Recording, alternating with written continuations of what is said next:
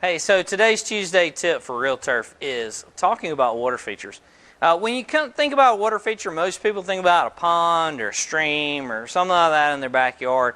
But I wanted to go over a couple of different options you have with some water features. Number one is you can always take a small patio area, a small space, and you can do what's called a pondless water feature. So that the water actually drops out of the feature and drops into those areas. It still gives you the effect of a water feature, but it doesn't give you the mess or the cleanup or having to deal with a lot of maintenance. Another idea that comes to mind when we think about water features is we think about like retention ponds. We have a lot of retention ponds in Middle Georgia. A lot of people are having those right in their landscape nowadays on a commercial site like a church or a restaurant or a big facility. They have retention ponds.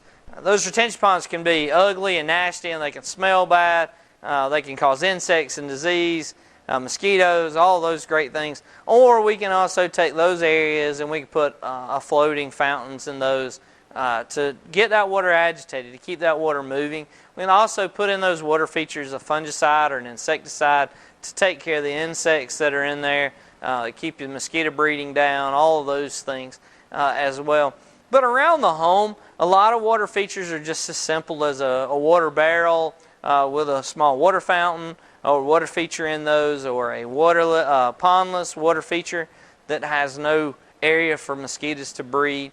They're come out with new stuff that allows and makes it easy for us to be able to maintain and take care of those water features as well. So those are just some simple examples of some water features that can be used around your home or put out around your home.